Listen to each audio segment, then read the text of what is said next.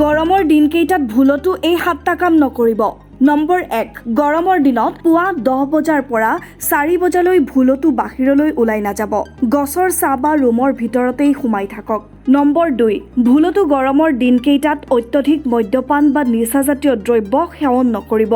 প্ৰচুৰ পৰিমাণে কেৱল পানী খাই যাওক।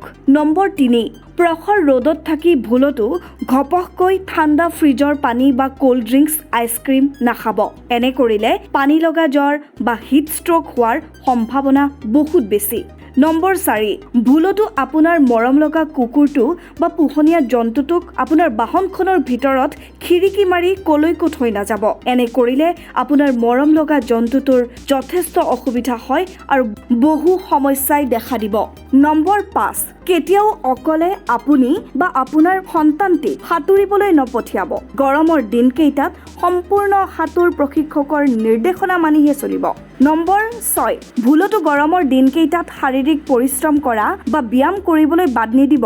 প্ৰচুৰ পানী খোৱাৰ লগতে শাৰীৰিক ব্যায়াম বা পৰিশ্ৰম কৰাটো গৰমৰ দিনকেইটাত অত্যন্ত জৰুৰী। নম্বৰ 7, কম গৰম অনুভৱ হ'লে ভুলতো অনাহকত AC বা ফেন বা কুলাৰ ব্যৱহাৰ নকৰিব। গছৰ শীতল ছাট দেহ মন জোৰ পেলাওক। শক্তি বা বিদ্যুৎ একেবাৰে অপচয় নকৰিব। মনত ৰাখিব, আপুনি নিজে সতৰ্ক হৈ থাকিলেহে 10জনক সতৰ্ক কৰাব পাৰিব। এই উৎকট গৰমৰ দিনকেইটাত নিৰাপদ হৈ থাকক, সুস্থ থাকক। আগলৈ এনেধৰণৰ ভিডিঅ' পাবলৈ চেনেলটো ছাবস্ক্ৰাইব কৰক। ভাল লাগিলে বা 10জনক সতৰ্ক কৰাৰ উদ্দেশ্যে বন্ধুৰ মাজত বা পৰিয়ালবৰ্গৰ মাজত ভিডিঅ'টো শ্বেয়াৰ কৰক। ধন্যবাদ।